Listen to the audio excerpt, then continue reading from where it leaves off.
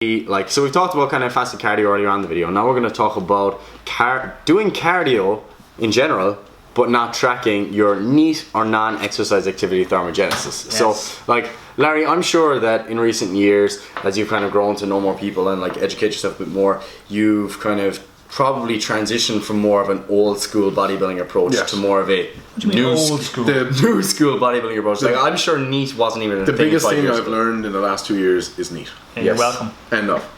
I would like to thank the science community for that one. Thanks to the science community. I see it now, and we've got everyone is at their starting prep, and it's like I'm starting with 30 minutes. I was like, why? Why? Do you know if you've done 5,000 or 25,000 steps? You're not even tracking your calories. You don't know shit, and it's the dumbest thing because like you literally don't know why. You're just adding random numbers. Did you do on Wednesday you had 5 and Thursday you done 25 and you literally don't know your output. What does it mean? You know all your food and your input, right? Some people have locked all their macros down. That's awesome. They know their input, but if you don't know your output and you're looking at energy balance, look at your bank balance. If you know all your incomes and then you don't know your outgoings, you don't know shit that's in your bank balance. Check it on Friday. Oh, there's that much. Check it next Friday. Broke again. What's going on? Because you don't know. You know, but yeah, that's a huge one that people just pay no attention to. Like, it's, what was that study? It was like 2,000 calories in the difference. Yeah, literally 2,000 calories in the difference. Like, imagine not accounting for 2,000 calories of every single day. Oops. Yeah, like, that's like 2 kilos a week. You could gain or lose 2 kilos a week. See you later. Like, that's someone's entire daily intake. 2,000 calories. Like, that's a 70 kilo female. That you're just not tracking or just not tracking, accounting for. Like, especially considering, like, especially with prep and stuff, like, we know the physiological adaptations that occur are going to affect your NEAT. You know, like the non-exercise activity thermogenesis. So if you know you're engaging in a process that's going to down-regulate this, and then you're not accounting for it, like you're like, oh, I'm doing 30 minutes of cardio at the start of my prep, 5 days a week, because, I'm doing it after every weight session, or every morning we're doing fasted cardio as well. And we're doing it every, 30 minutes of that every single morning. And then all of a sudden, because you've done that, you've actually stop moving later in the day because your body's kind of reaching a point, and then you're like, okay, so I'm now at a balance for that, and then you keep dieting and it starts going down even further, and you're like, I'm still doing the exact same stuff I was doing at the start. Nothing's changing, I'm still the exact same weight, and you're like, okay, it's an hour of cardio now in the morning, and again, just down regulates more and you're like, do less and less, you're literally just doing less and less and less, so if you're not tracking NEAT in some way, and like we like to use the like arbitrary like 10,000 steps a day. I know you have like 12,000 steps as your goal because you like to be awkward. I'm progressing, just like I would reduce my calories. But yeah, like having a step goal is probably the easiest way to keep track of your NEAT, even though it's not actually going to account for everything. Like, I move around a lot, and like even like you were saying earlier on, Larry, like I'm literally sitting over there and I'm just sweating. But like people find a NEAT goal fun. Yeah, as well. Yeah, like if I tell you to go walk for 45 minutes on a treadmill, you will hate every step. You see it on Instagram, you see it on Snapchat. Fuck my life, I'm doing more cardio. If I just tell you to go walk to the shops and do another 45 minutes of moving, but like all you have to do, look at your phone every single day, minus the treadmill. Yeah, literally look at my phone every single day. Did I hit 10,000 on that step? Good. No, I didn't. I have to go for a walk now this evening. Yeah, easy. Show them your phone. Actually, can we get this on screen? Go into your... Oh Jesus. Let's watch that. Oh. So all you do is you click on the health app, and most phones will have this turned on already, so most people tend to have iPhones. You can download a pedometer for nothing anyway. Yeah, you can get another app, but iPhones generally have the health app, and when you go in there, you'll see your step count for the day. And you can also click into like the data section or something that will show you how it's been throughout the week.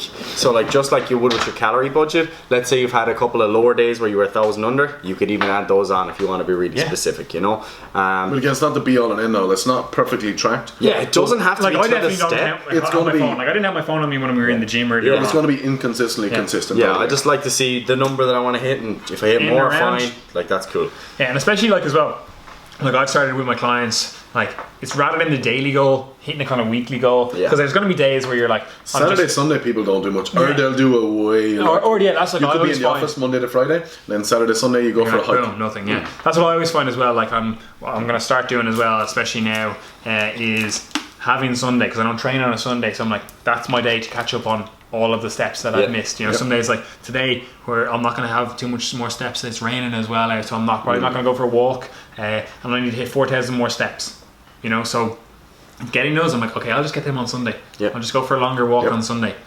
Easy. I'm done. And the thing is, like, obviously we're not suggesting that, like, for aggressive competition prep that you keep going until you're doing like 40,000 steps a day. Like obviously once you kind of go above like 15 to 20,000, like it does become a little less practical to keep on adding steps. So that's the point at which you can add in your formal cardio, because if you're just kind of using all your tools at the start, you're going to hit a wall pretty soon, and that adherence is going to start dropping off.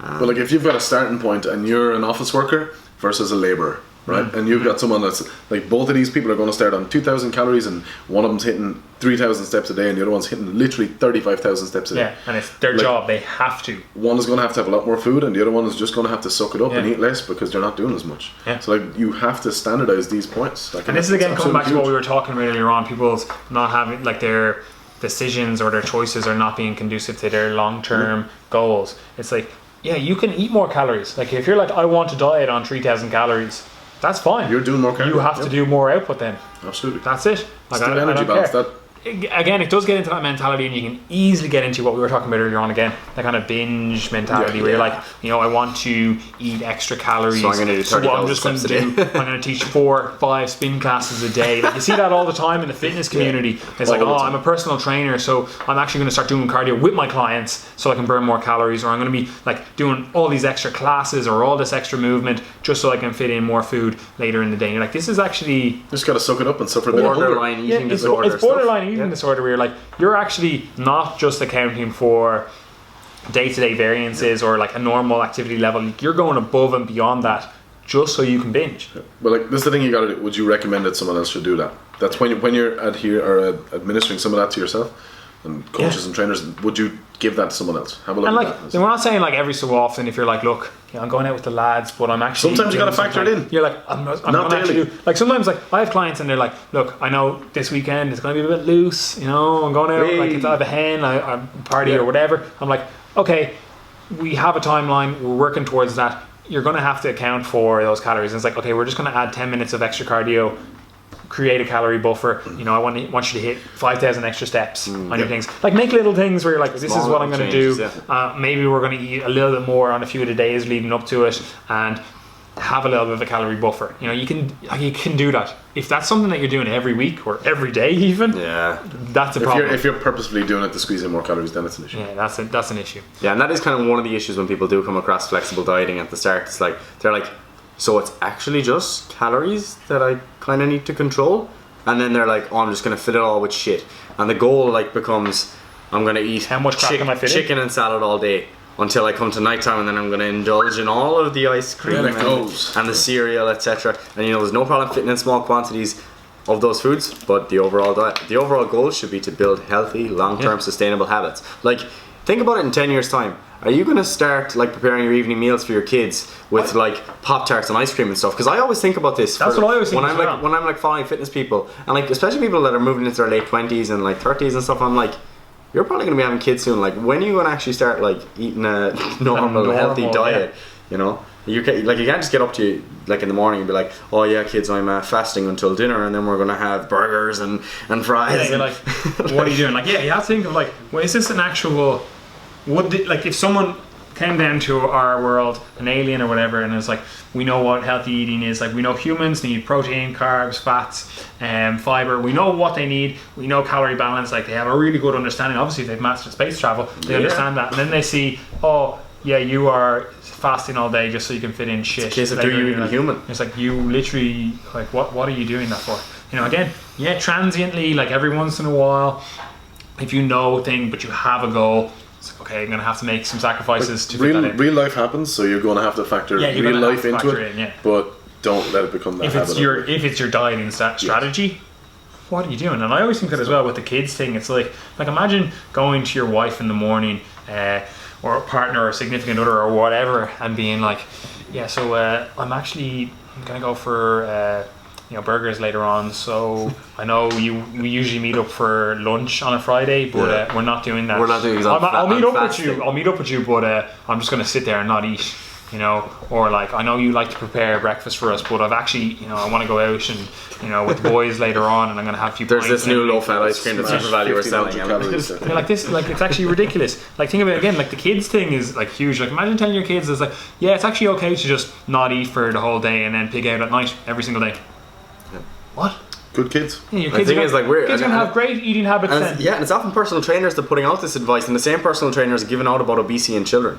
But like, we need to actually be the ones that are putting out Take some fucking ownership. the positive long-term advice, because like your 4-year-old kid in 10 years time is not going to listen to you when you're like, it's calories that matter, Johnny, hit your calories, Johnny. And Johnny's like, oh. Yeah, they're looking at your strategy, and you're like, your strategy is not eat for all day. And then they see daddy eating Pop-Tarts and like exercising for 4 hours a day, and they're like, oh, Yeah, like, okay, this is